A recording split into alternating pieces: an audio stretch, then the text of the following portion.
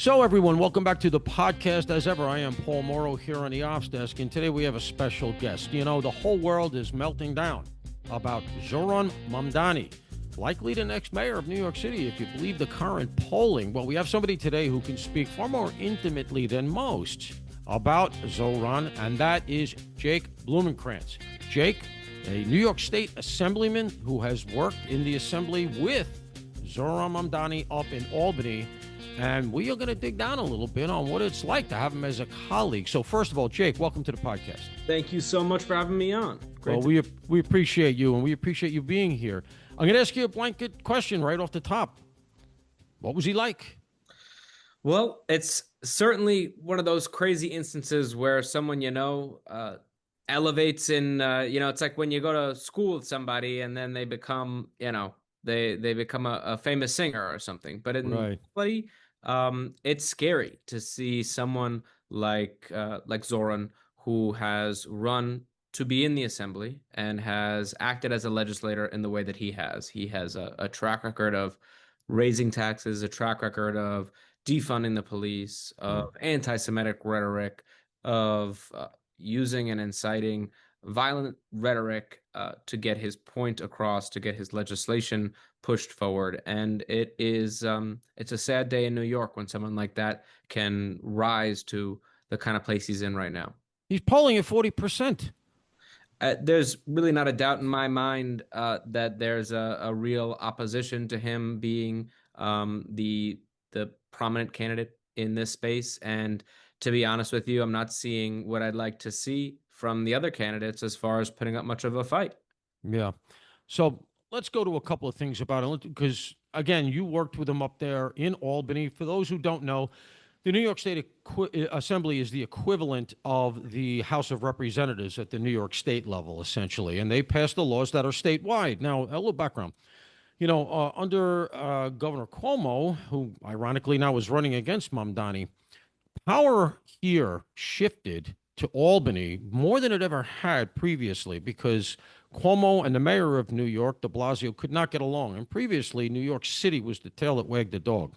And realistically, the mayor, if anything, had as much power over at least New York City as the governor. And during the governorship of Andrew Cuomo, it really seemed like power devolved to Albany. And we started to get all of these laws that held statewide and really inflicted the progressive vision of governance in Albany on New York City. And Zohran came in at the end of that, I get it, but he's part and parcel of that. Am I wrong? I mean, what did he support relative to, let's say, public safety up in Albany?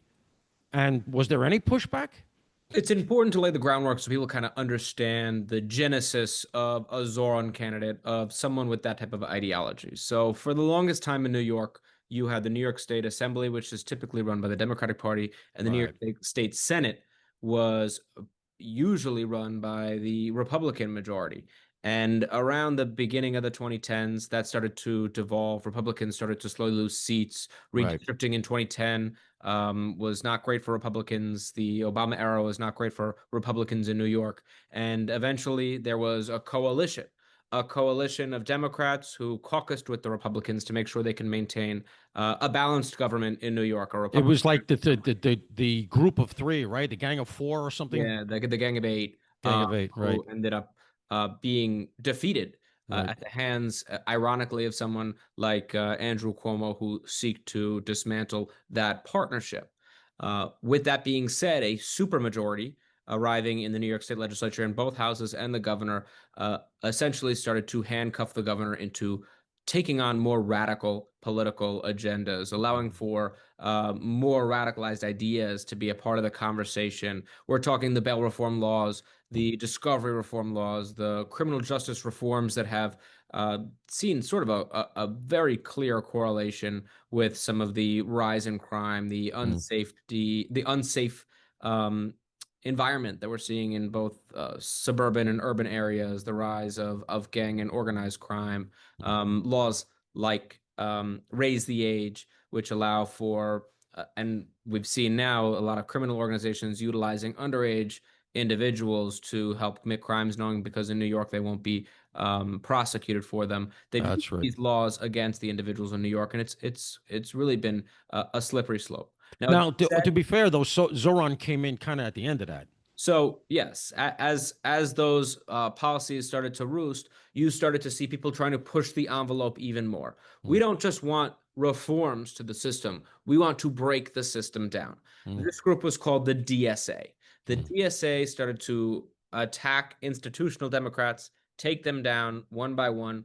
There's about a handful, maybe a dozen now, that are in the legislature, and Zoran was sort of like their leader. He had been the individual who, especially when it came to many of the policies I would consider anti-Semitic, he was the one who would push that legislation forward.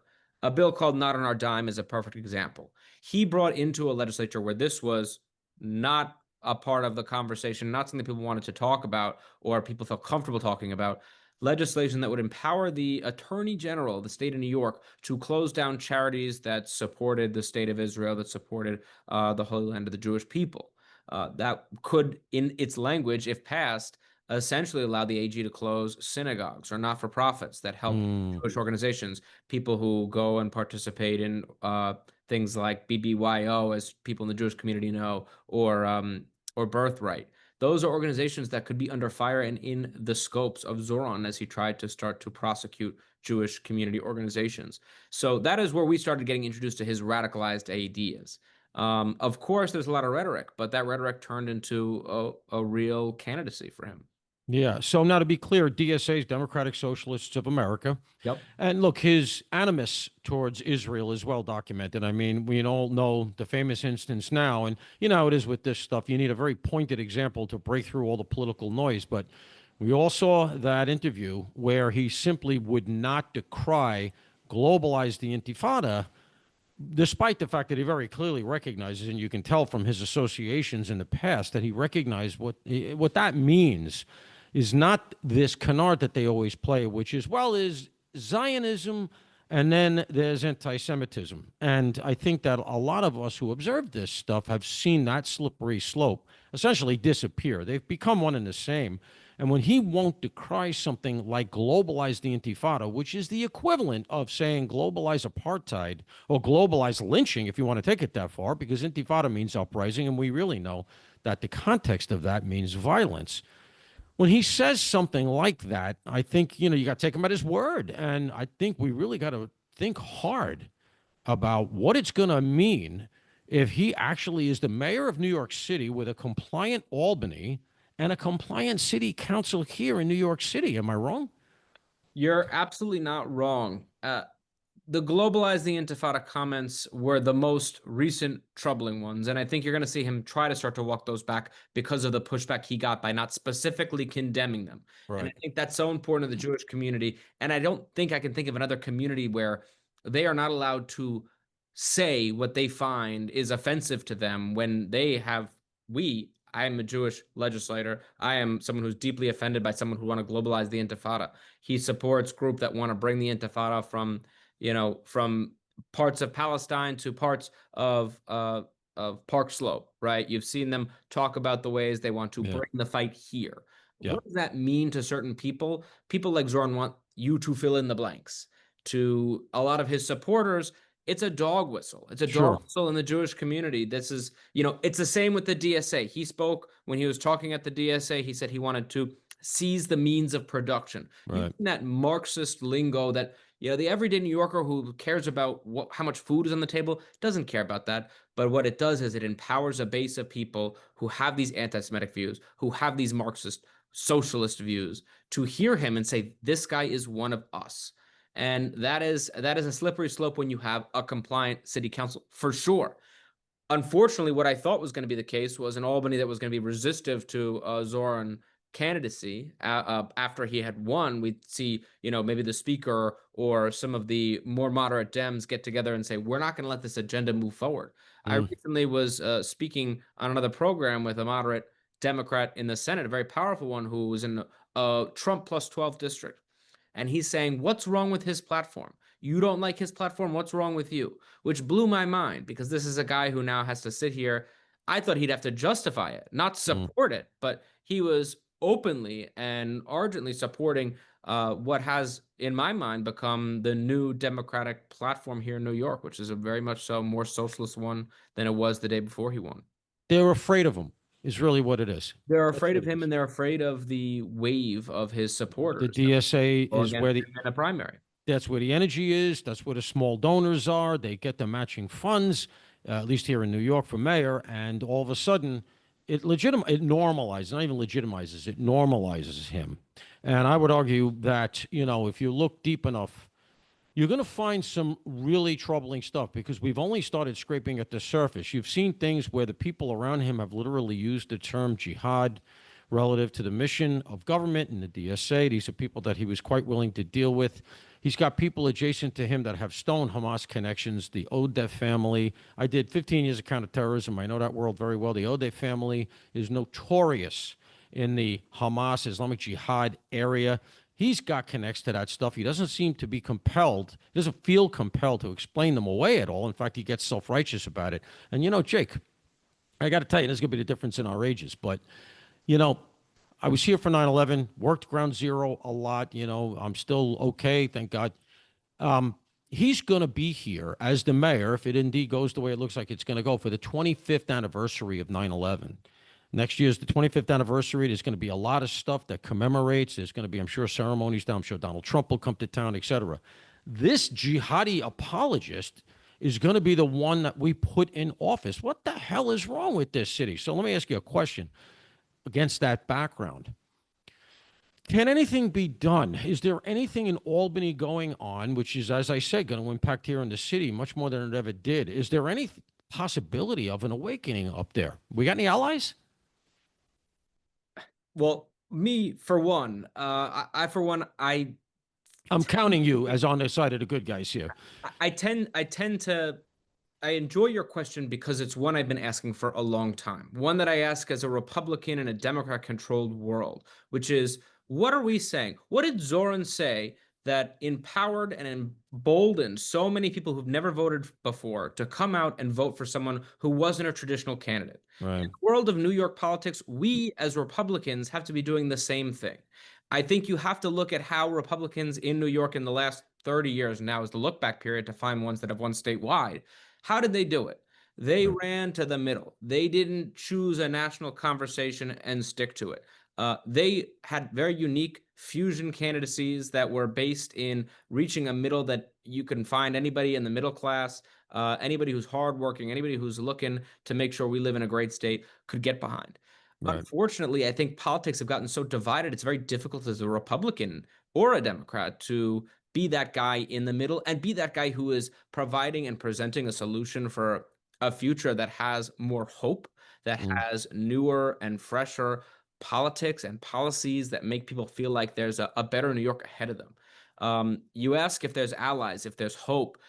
I think there is, because there's a lot of young and empowered guys on our side of the aisle, and women, and there's a lot of really amazing people who are entering the political space right now in Gen Z and Gen X, and those are important voices that we have to hear. But we also need to make sure we as Republicans have a message that can combat with free, free, free for everybody, and somebody else is going to pay for it. Because Right. unfortunately, someone will pick that over business as usual any day of the week.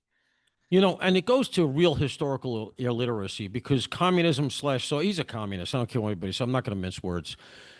He's talking about seizing the means of production. He's talking about communizing private housing, putting homes together in a collective, which is a commune, essentially. He's talking about government-run grocery stores, starting with one in each borough. So, that's only going to continue to go. So you got to say to yourself, how is it possible that 40% of the electorate doesn't realize that it just doesn't work? It's never worked. All you're doing is handing over to somebody who's making false promises to you more control over your life, because he's saying essentially, let government decide everything. Oh, and by the way, I am the government. I am the state, and we're going to control everything.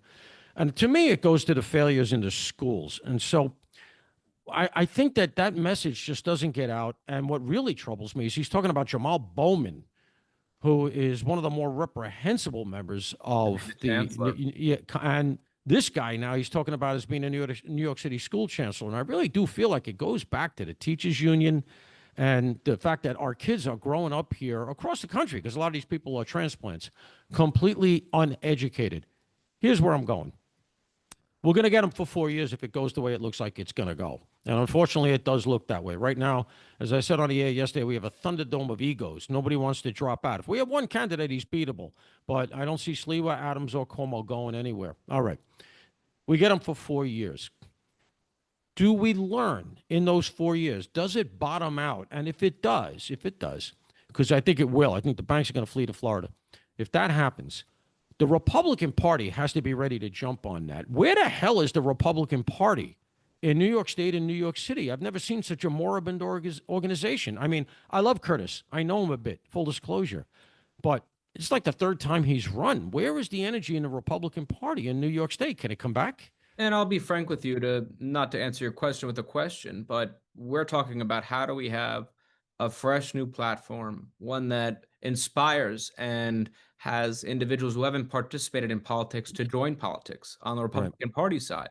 How right. do we do that with candidates who've been roaming around the political world for since the 70s or 80s, who we think are going to deliver a new and refreshing message? We can't be the party of no, we're not them, but we certainly have to be the party of we can do things differently and in a way that works. And I think places like Florida have presented us with a roadmap, a lot of really good ideas, a lot of really fascinating policy exercises have been performed there, and we can look to them even with evidence as a different state that's experimented with certain things that we could really tap into.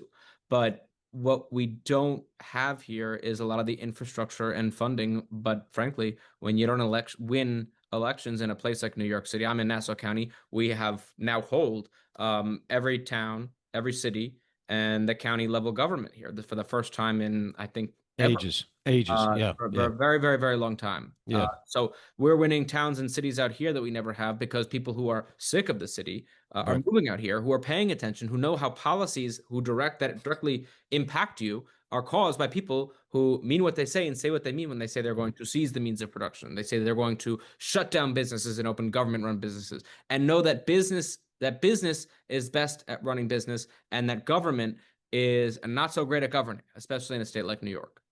So, to me, Nassau County is essentially the sixth borough of New York City. It's just over the line from Queens. I'm from Queens or Brooklyn, but, I grew up in Queens primarily. And, I always thought of it that way. And it's just an interesting contrast because right now everything seems to be going right in Nassau County. You have politicians like yourself and, of course, the county executive, Bruce Blakeman, who is just an enormously competent guy who gets stuff done, which is really what you want. Kitchen table issues that work.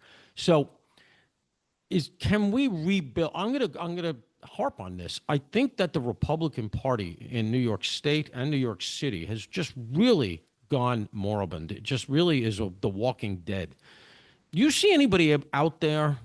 And maybe it's a guy like Bruce, or maybe we need a Republican governor, whether it's whoever it is, Lawler, Bruce, Stefanik, somebody to rebuild the Republican infrastructure here so we have an intake, so we can get some funding. Because I think Mamdani is going to drive a lot of funding into Republican coffers.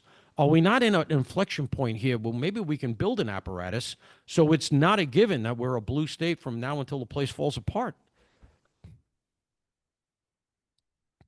That looks like a no. Let me put it this way. I think that there are some really promising young individuals. I think Mike Lawler, I think Bruce, I think a lot of the newer individuals who are on the scene are really doing some really great stuff. I think they're saying things the way people want to hear them. I think they're doing things the way that they should be done.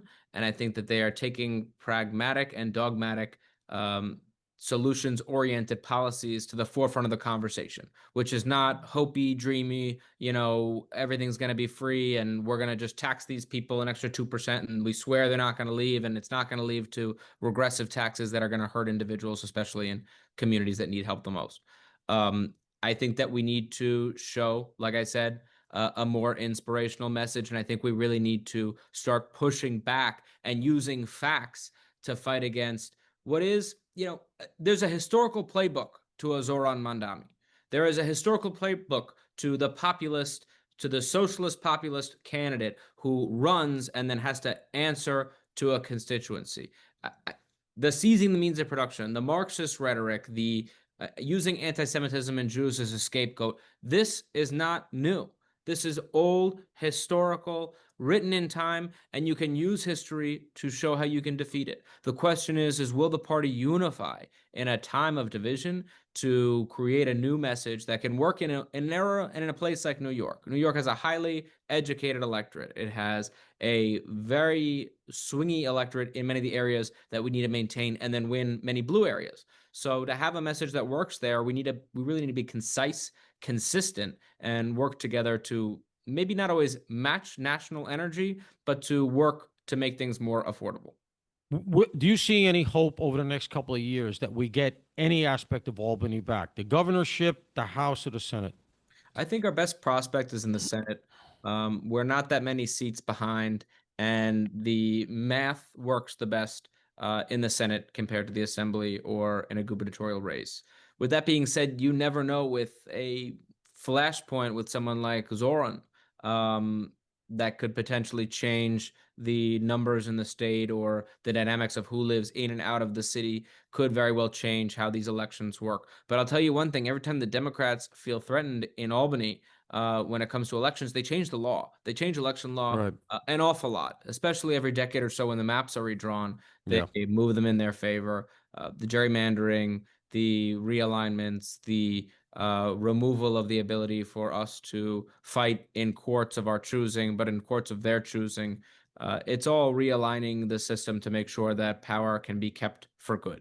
Yeah. And Newsom's doing the same thing in California. yeah, they're following a New York playbook, and it's making it very difficult for areas that feel fed up with the government to feel like they can be heard. Right. Uh, we need to fight back, and we need to make sure that people are aware in New York State as to what's happening and how we are presenting that different message. I'd like to see Donald Trump get involved in this because he talks about New York City and New York State as being something that has to be protected. And obviously, Trump is always the X factor here. Is he going to put his finger on the scale? Is he going to get involved? But his fight, fight, fight message, I feel is very salient here because I feel like, I know there was some court battles relative to the redistricting. I followed that. It was shameful the way it went down. And I feel like these are constitutional challenges that need to be taken all the way. And, if you win those, you actually impact nationally, not only here, but the same nonsense that they're doing in California. Steve Hilton has a book out right now called Califailure that really goes through the way they are rigging the game out there so that no matter how bad California does, the Dems just indefinitely can hold on to power. Let me segue as we run out of time here. We're almost done, but I want to ask you an uncomfortable question because you bring up the issue of anti-Semitism. And it makes me think of Brad Lander here. Now, Lander very clearly saw he couldn't win. He's the New York City comptroller. He controls the money, and he made a very pointed push to make sure that in the ranked choice voting in the primary, they gamed it along with others, Adrian Adams and others, that Zoran would win. And I think that a guy like Lander, who can't run from comptroller again, is not running for comptroller again, is looking for a job. It's my own estimation. Zoran wins. Lander becomes, undersecretary of doing nothing. All right. Lander, as comptroller, has presided over essentially a shadow BDS. All right. They have divested from Israeli bonds significantly, which, by the way, steadily return a dependable 5%, despite all the turmoil in that area of the world, especially now as things seem to have consolidated over there. You have the Abraham Accords moving forward. You have things that are positive for the first time. Iran may be off the table for a while. So now he pulls out. And essentially, it's a BDS movement, which is the divestment from Israel movement. Lander is Jewish. And I got to ask you, it segues into the fact that you have him and groups like Jews for Zoran, who are pouring energy and money into Mamdani's coffers and candidacy. Is this something in the Jewish community? And I'm not Jewish, so that's why I'm asking you. Is this something in the Jewish community where people hold their heads and say, what the hell's going on? Well, I start and I urge you to look into organizations like Jews for Zoran. Look who's running them. I have. Yeah, the people pulling the And strings there are. understand the influence involved in organizations like that. Now, when it comes to someone like Brad Lander, sad because in one way I understand that he was not a fan of uh, former Governor Cuomo, and former Governor Cuomo did not necessarily run a race surrounded by allies the way he should No, have. he's a bully. Let's call it what it is. But in New York, to be the governor to cramp down on what are a lot of factions that are very loud and boisterous, you have to be a stern and strong um, uh, executive. And when you can't be that kind of executive, you see chaos, and you see what we have under Governor Kathy Hochul, which is very much so a a more voices in the room, better. But yet everyone seems to be upset with the answer because that's what happens in a more democratic process in governing when it comes to sitting at a boardroom table with different caucuses who all have very different and diverging views. So someone like Cuomo created a lot of enemies and then came in expecting everyone to just pick him because he was Andrew Cuomo. Brad Lander, one of those people. So you have to watch who you make your enemy in politics and then decide what you're going to do in your political future. On top of that, I think it's important to see, like you said, it's education. I think a lot of people in academia, a lot of people in academic circles, there's been this subversive anti-Semitic message, like you said, the segregation of anti-Semitism and Zionism, and why Zionism is a different and select group that can be hated, but Jews are all right. But if they're Jews who support Israel, fundamentally the religion and the homeland, etc., if anyone is a practicing Jew like myself understands, that's ridiculous. It's Right. ridiculous.